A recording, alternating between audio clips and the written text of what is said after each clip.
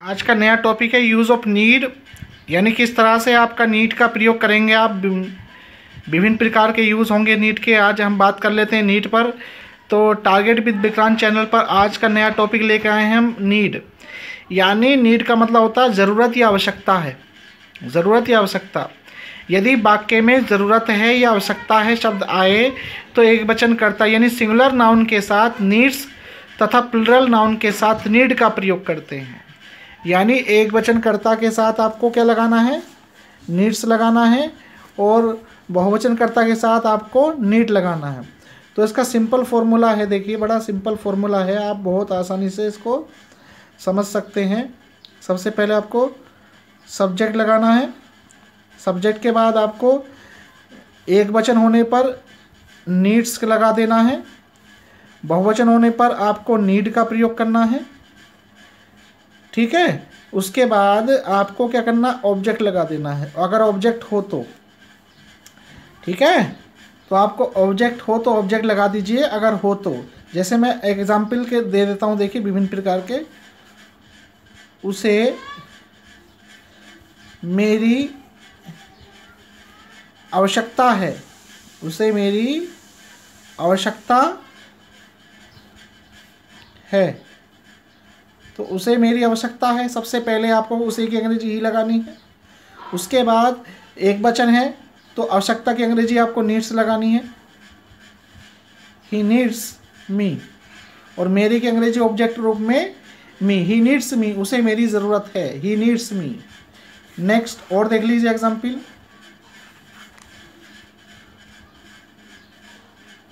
हमें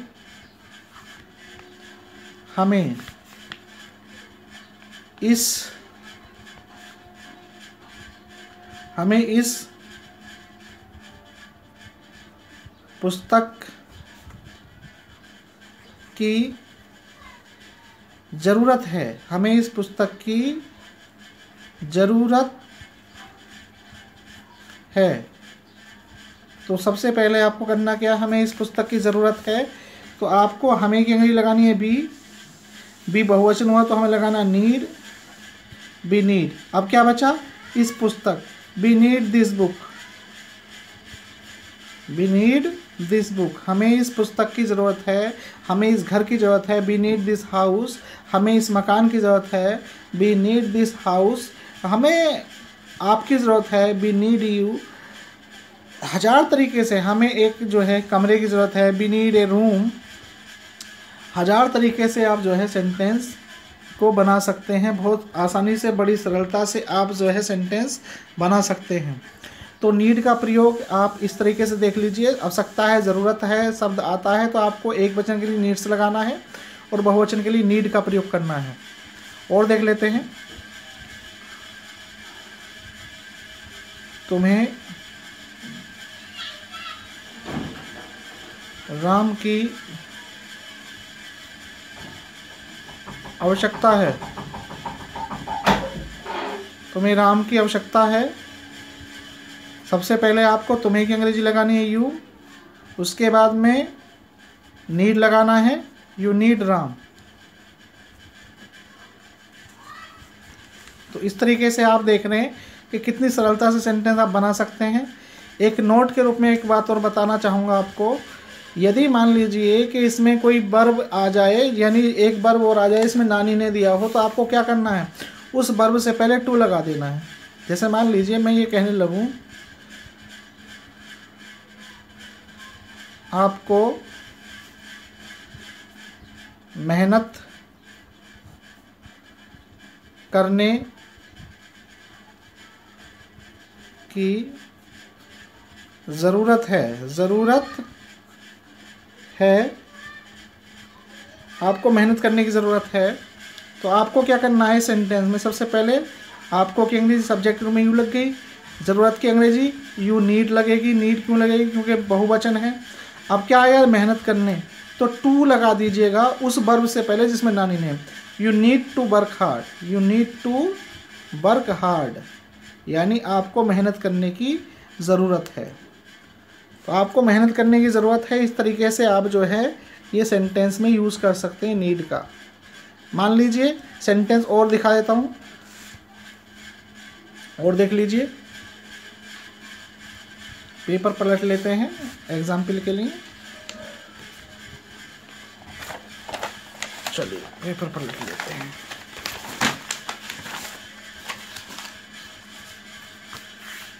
पेपर पलट लिया है, देखिए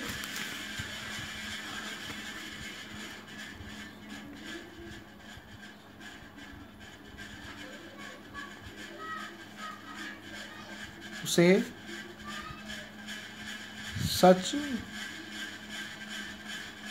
बोलने की ज़रूरत है। तो उसे सच बोलने की ज़रूरत है, इस तरह के सेंटेंस आपका आ गया। तो उसे की अंग्रेजी ही, एक वचन है तो नीड्स, सच बोलने में नानी नहीं गया, to speak the truth, to speak the truth.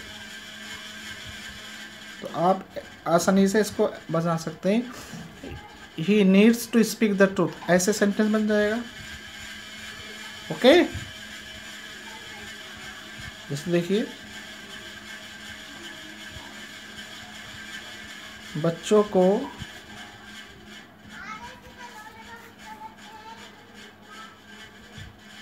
पढ़ने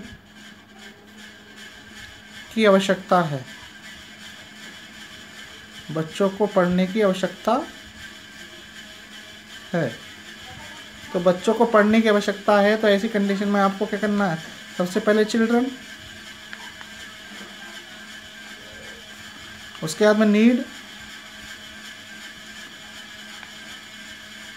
पढ़ने की, टू रीड, टू स्टडी, जो आप लिखना चाहें, यानी children need to read, children need to study, आप जैसे चाहें वैसे बना सकते हैं।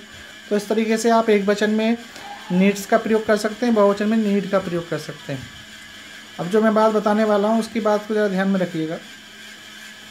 एक नोट बता देता हूँ आपको, यानी निगेटिव में इसको कैसे यूज़ करना है। तो निगेटिव में आपको क्या करना है, सबसे पहले आपको सब्जेक्ट लगाना है, एक वचन होने पर डज नॉट, बहुवचन होने पर डू नॉट, उसके बाद में आपको नीड का प्रयोग करना है, प्लस ऑब्जेक्ट लगा दीजिए। ये आपका फॉर्मूला होगा निगेटिव का, एक वचन के साथ डज नॉट, बहुवचन के साथ डू नॉट, और उसके बाद में आपको नीड लगा देना, वर्ब की पर्सन लगा देना। यानी एक वचन के साथ डज नॉट नीड, बहुवचन के साथ डू नॉट नीड और ऑब्जेक्ट। जैसे देखिए,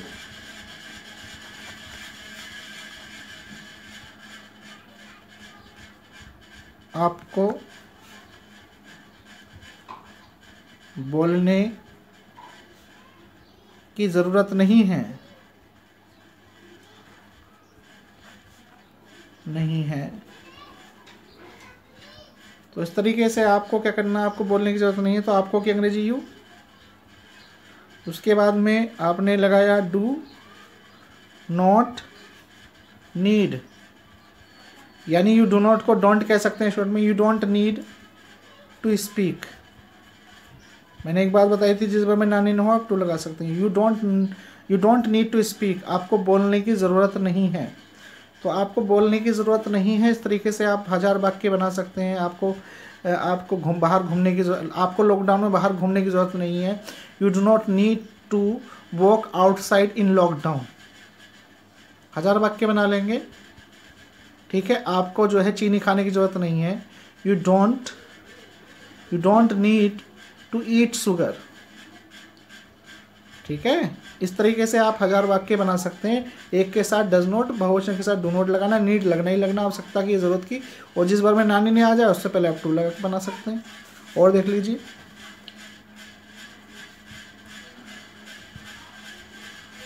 मोहन को अब घर जाने की ज़रूरत नहीं है, ज़रूरत नहीं है, यानी मोहन को अब घर जाने की ज़रूरत नहीं है। तो सबसे पहले आपको क्या करना है, मोहन डज नॉट, डजंट कह सकते हैं शॉर्ट में, need, Mohan does not need to go home. Home से पहले टू नहीं आता, ये बात ध्यान रखिएगा। Mohan does not need to go home यानी, और आपकी अंग्रेजी आएगी नाउ। तो Mohan does not need to go home now यानी मोहन को अब घर जाने की ज़रूरत नहीं है। तो आप इस पर भी वाक्य बना सकते हैं। आपको बोलने की ज़रूरत नहीं है, you don't need to speak. आपको खाना खाने की ज़रूरत नहीं है, you don't need to eat food. आपको अब आराम करने की ज़रूरत नहीं है, you don't need to take rest. अब आपको खेलने की ज़रूरत नहीं है, you don't need to play. अब आपको जो है, अब आपको सोने की ज़रूरत नहीं है, you don't need to sleep. तो आपको ये ध्यान रखना है, जो भी चीज़ अब आपको गोल्ड की ज़रूरत नहीं है, यू डोंट नीड गोल्ड। तो आपको ध्यान रखना है कि भाई एक वचन के साथ डज नॉट लगाना निगेटिव में, बहुवचन के साथ डू नॉट लगाना निगेटिव में। इस तरीके से आप बन जाएगा। एक चीज़ और बता दूं आपको, अगर मान लीजिए सेंटेंस के अंदर, यदि मान लीजिए सेंटेंस के अंदर निडंट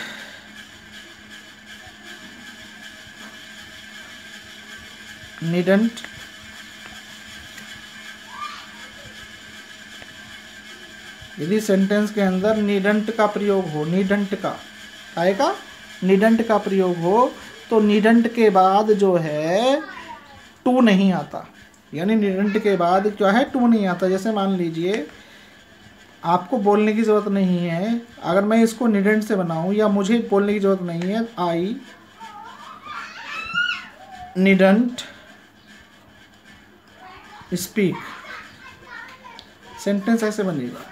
तो निडंट के साथ आपको टू नहीं लगाना है, ये देख लीजिएगा जरा। निडंट के साथ क्या नहीं लगाना है, टू नहीं लगता है निडंट के साथ। अगर आप निडंट लगाते हैं तो निडंट के साथ टू नहीं लगेगा, ठीक है। आपको ध्यान रखना है कि निडंट के साथ टू का प्रयोग नहीं करना है। जैसे देख लीजिए,